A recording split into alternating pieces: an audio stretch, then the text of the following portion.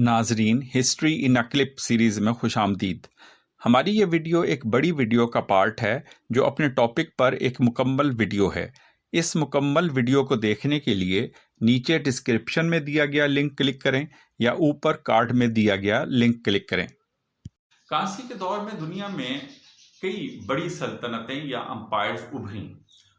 मशरिक़ वस्ता या middle east में बाबुल या बेबीलोनियन अम्पायर सबसे ज़्यादा अहम थी। फिर इसके बाद आशूरी या एसीरियन अम्पायर, यूरोप में क्रीट की मीनियन सिविलाइजेशन एक बड़ी ताकत थी। फिर यूनान की माइसीनियन सिविलाइजेशन थी।